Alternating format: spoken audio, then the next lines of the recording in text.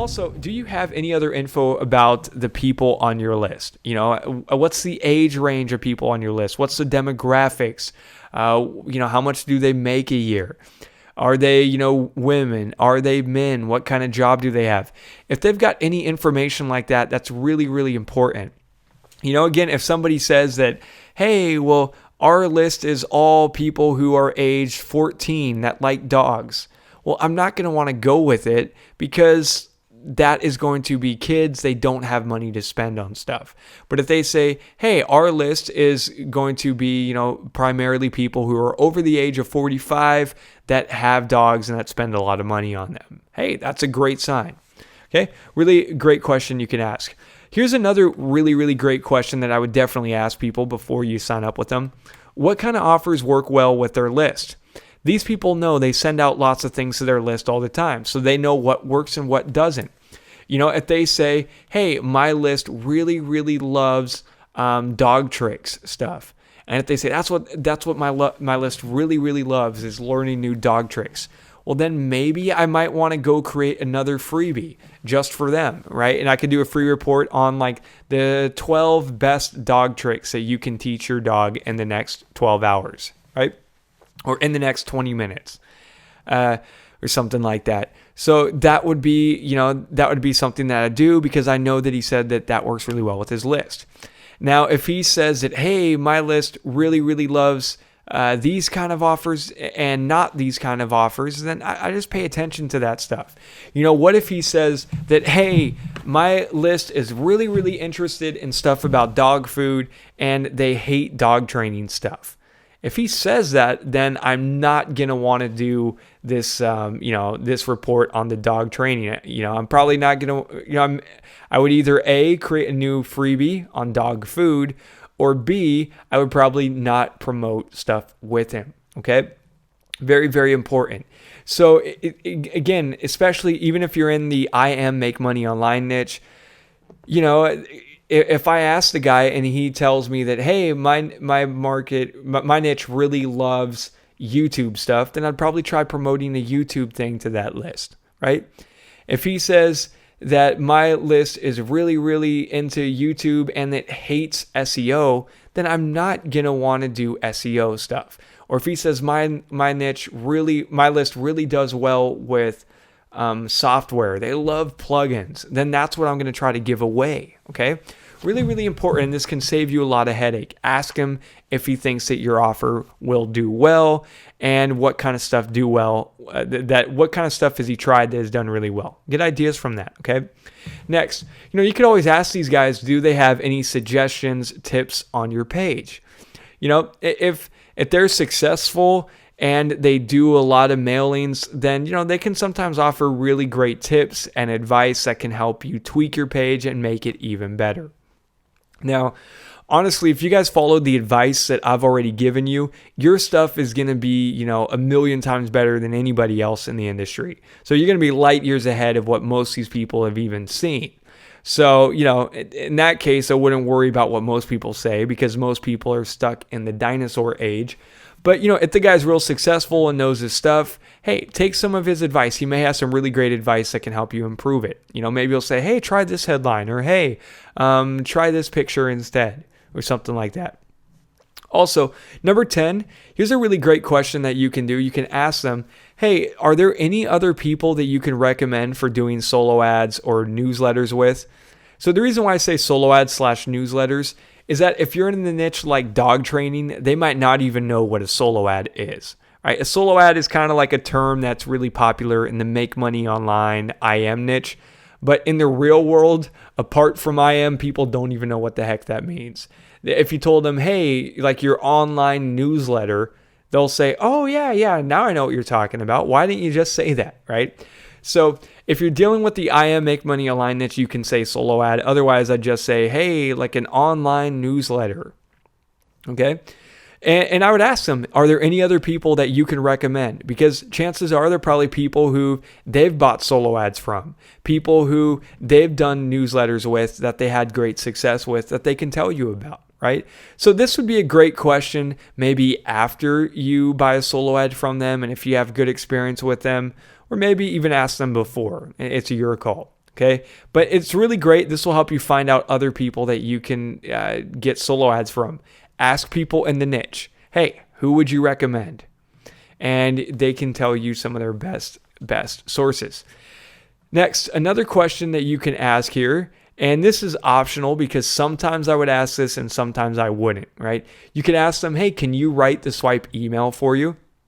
So let's say, for example, that this guy's got a huge list. He's a phenomenal writer. He's got a diehard fan that, absolutely love him. And if he's a good email writer, I might just hit him up and say, hey, man, can you just write an email? Can you just write an email for me?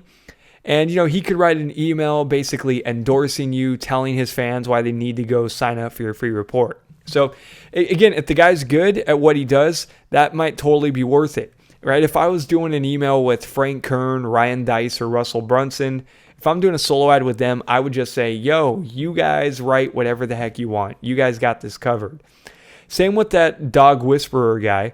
I know he's got a diehard following, and people would love to hear from him. So I may even ask someone like that, hey man, could you just can you just write this email and tell people to go sign up for my squeeze page and that this report is awesome. And you could sometimes, let them do it. Now, most of the time though, I wouldn't recommend that you do this because again, most people, you don't want them writing your email because especially if they do per click. Okay, like a lot of times the people in the IM make money online space, what they'll do is they'll write a totally blind, misleading email that's got like 2 words, that's like 2 lines of text. It's like, hey, you want to make money? Click here. Or like, this is outrageous. Click here. If you want to make $1 billion, click here. So since you're paying them per click and how many people click on the links, right? Sometimes what people will do is they'll try to write these really, really blind emails that make people super curious. They mislead people, but they don't care because it'll get the most amount of clicks, which is good for them because you're paying them per click. But it's bad for you because they might say an email that's like totally different, totally misleading. People go to your squeeze page and they'll say, this is not about making billions of dollars. And then they'll leave, right? Which means that you'll pay per click, but you won't get people signing up to your list because the email misled them, right? So that's why, again, you guys, a lot of times I would recommend that you just get someone who's really good at writing the swipe email for you and you make them send that email out. So that way there's no shenanigans going on. So that way the email they send out is 100% congruent with your squeeze page. So that way when people click the link, they know that they're going to get taken to your squeeze page and they're expecting it, right? But again, if you're dealing with someone who's a killer writer, who's got a diehard following, a good fan base, you may want to ask them to just write the swipe email for you. Okay. So that's the 11th one. And you know what? I just remembered 2 more questions that you can ask. So I just threw these down here. I know I said there's 11 questions and now there are magically 13 questions. All right. But yeah, these 2 just came to me. So I thought I'd write these down.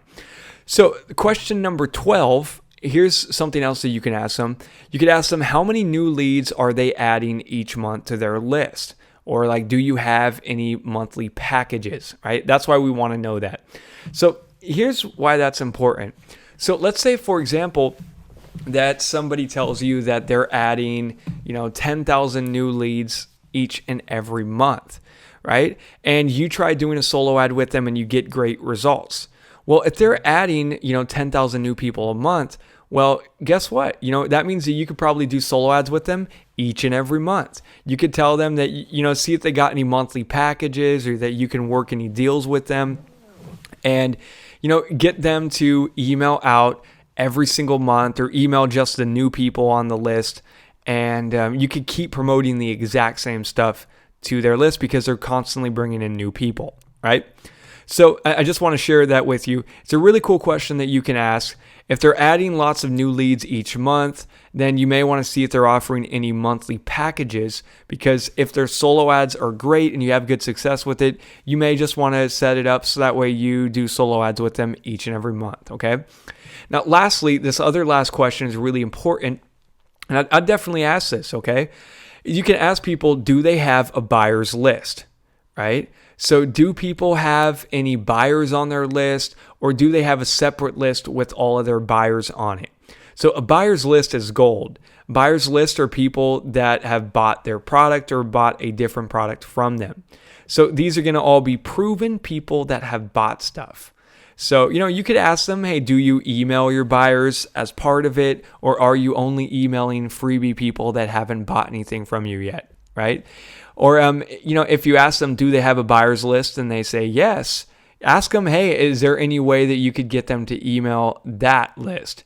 Even if that list is way smaller, like say 3,000 people or 5,000, that's going to be the money niche, the money list. I keep saying list and niche. I'm confusing it. Why? I don't know. They're not even related. But that's going to be the money one right there. So if you could get them to email their buyer list, I would gladly pay extra money for that, because I know that those people are all people that have money and are proven buyers. So even if that costed like double the amount, I would gladly do it to email the buyer's list, because that's going to be gold. Okay? So there it is. There are the 13 questions. I know I originally said 11, but I just added these other 2 in there. Why? Because I can. So hopefully this helps you out. These are all good questions that you can ask people before doing solo ads with them. Now, honestly, you don't have to ask all of these questions. Again, some of these questions may already be answered up front on their sales page or in the email they send you.